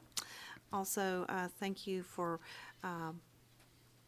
Soldotna City Manager and Stephanie Queens, and our wonderful city manager, Paul Ostrander, for that wonderful letter that's going to go to the Board of Fish, bringing out their neglect over here in the peninsula for Soldotna and Kenai, and look forward to having the Board of Fish meeting down here in our neck of the woods real soon. So thank you for the work that we did tonight. Thank you. Thank you. Vice Mayor Navarro. Thank you. I took out the Kenai ballot, and I was having a tough time, so I just voted for everybody on the ballot. And the ballot was accepted, so, no. I did see the results. I'm glad we're able to have people leave in the future at the appropriate time, although the voters still want us to get our 20 signatures to run for office, so I think we can do that, and that's great. As the city manager did state, the mayor let me know he was going to be gone, and I think it's appropriate, both for the city manager and the mayor at times, and any of us as Councilmember Peterkin. We give ourselves a lot of time and energy to this responsibility that we agreed to serve, and the people gave us the opportunity to do, but we can't forget that you have to keep family and that important in your life too, and I believe the public would want you to. So I'm glad you were able to go down and be there for your grandson, and the city manager being able to continue to watch his daughter run and excel at times. And for people to take their daughters off to school or opportunities outside. So it's great, and those things will come up, so don't ever apologize for doing those things. You should do them. And so, and with that, before the mayor left, I talked to him about the mental health discussion and what we do, and I have to give the clerk, she also clarified with that group, did they just want us to say welcome or to actually do a presentation? And so she got with us, and then of course the city manager will tell you, we actually went over it twice, but it was good. We talked about what we wanted to say and how we wanted to represent the city in this. And it's actually a PowerPoint that the city manager could share with you. It actually had some, most of our data comes from police calls and that on the opioid. And it was pretty interesting. Because it even showed the number of needles in 2008 that the police were aware of, because that's the data that we do have available, and how it's risen, almost doubled to where we are today, and other things like that. So there was a lot of good work, a lot of good data. At the end, they did ask us a lot of questions. We didn't have all the answers. But it's amazing how many different organizations in our community and our surrounding communities that are dealing with this issue. And it was good for the mental health board to come down and be on the peninsula on one of their trips, sort of like we're talking about the Board of Fish and that. So they came to this community, got briefed and everything. And they also, on Wednesday, there was a public meeting or a public opportunity to comment, and I went to that and sat in on that, and there was a number of people that testified too. So it was very healthy, where some of those people wouldn't have been able to travel as far to be able to communicate to the mental health board some of their issues. And so I think it was a successful trip. As I stated in my one comment, AML does have a couple workshops that's coming up that I think are going to be very beneficial to a lot of different municipalities. And I can tell you the sales tax is getting ready to be approved. I sent a draft to the city attorney and the city manager to review that AML is finalizing, but actually it's going to get, they've done a lot of work, and so it could all go in place by the 1st of next year and be operational. And if you're planning on going to AML, I'm sure the clerk sent you your information, but that's important, and you'll probably get a lot more information at that meeting also, as well as an opportunity. I know I'm forgetting. I helped with the fine arts auction that happened in our facility over here, and I know Councilmember Glendenning attended, and I unfortunately was there for part of it, but I had to leave right at because I didn't end up having a babysitter after all. But it still was very successful, and it's great to see the arts in our community alive and well and supported from not only in the city of Kenai, the Stephanie Queen, the city manager of Soldotna, was in attendance, and others. And so it's a healthy arts community in our surrounding area, and I'm glad the city of Kenai participates the way they do and supports the arts the way they do.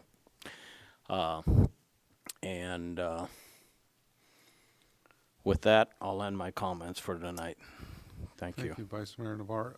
Councilmember Malloy. Yeah, just appreciate Vice Mayor Navarre's comments, and maybe the city's presentation, could be an information item in our packet, just so we could see that information. A future packet maybe just could be an information item. Yeah, like to see it. Thank you. Yeah. Me and Paul could put on a presentation. No. Yeah, it was That's a great idea. I wasn't able to attend the harvest gala there, but we did do a buy it early on one of the beautiful watercolor prints, so we did get something out of there. It turned out really nice. But I would like to just say I agree with what Councilmember Peterkin said a moment ago on his comments that, you know, I feel we do have good meetings here. We have a lot of good deliberation, a lot of good discussions, and it's done respectfully. And I think, you know, there's a decorum there. Sometimes people don't get exactly what they want, but I know there's things that comments have made that have swayed my vote up here, you know, so that's kind of like the sausage making at work, so to speak. So appreciate all the work that you all do and the commitment to the city. So with that, we have no executive session, no pending items, and seeing no other business before this body, we are adjourned.